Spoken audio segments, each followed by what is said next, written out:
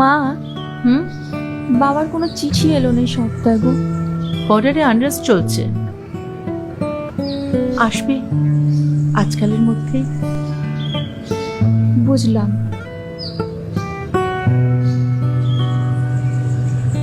ঠাম্মা, হুম? বাবা রিটায়ারমেন্ট কবে? রিজাইনও তো করতে পারে বাবা। এই জন্যই তো বলি, মন দিয়ে পড়াশোনাটা শেষ কর, যাতে বাবাকে আটকাতে পারিস। বাবাকে আটকাতে তুমি পারো না মা, তুমিও তো পারো না, তার জায়গায় আমি। তাড়াতাড়ি রিজাইন করলে সংসারের কি হবে? বাবা সে কথাই ভাবে। বাবার উপার্জন না থাকলে সংসারের কি অবস্থা হবে বুঝতে পারছিস? ফাতিমার হালটা দেখ, নিজেদের হালটা দেখ, তাহলে আর কারোরটাই দেখতে হবে না। আচ্ছা, দাদা কোথায় গো মা? স্টেশনে আছে, দেখে এলাম।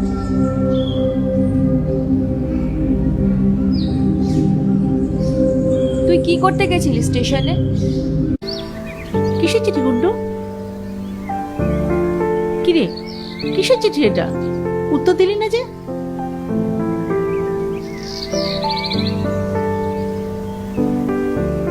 Interview letter. কিসের ইন্টারভিউ লেটার?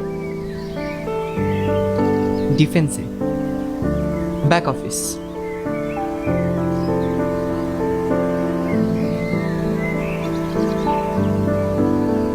আমার কাছে অপশন আছে, আমি চাইলে চেঞ্জ করতেও পারি। না থাক, এই ইন্টারভিউতে যেতে হবে না। বৌমা, ওকে ইন্টারভিউতে যেতে দাও, বাধা দিও না। মা, আমি নিজে জ্বলছি। 1 মাস হলো একটা চিঠি নেই। আমি নিজে জ্বলবো আর একটা মেয়েকেও জ্বালাবো? আর গর্ব, গর্ব করিস না মনে মনে। তাছাড়া তাছাড়া কি মা? গর্ব হয় মা, কিন্তু ভয়ও হয়। চিঠি আছে? কই চিঠি আছে? দাদার চিঠি। খবর আছে বাড়িতে ফিরবে, চিঠি নেবে, দাদার চিঠি।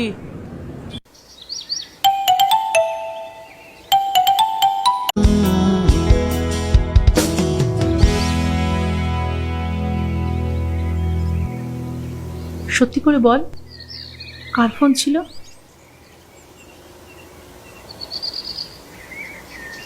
To submit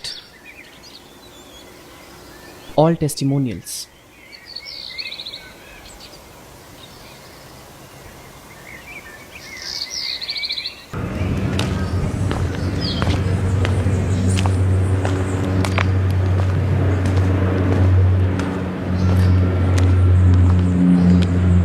জিজুর খবর কি?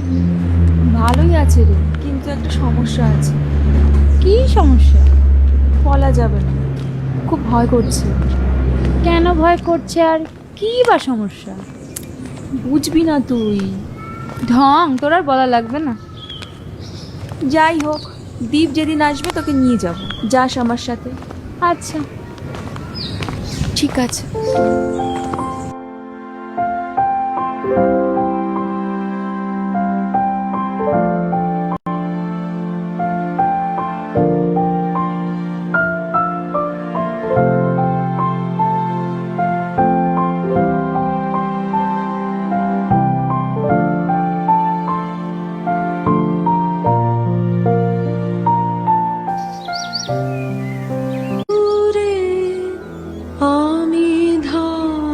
গুড্ডি, জানো মা, ফতেমা না খুব ভালো গায়।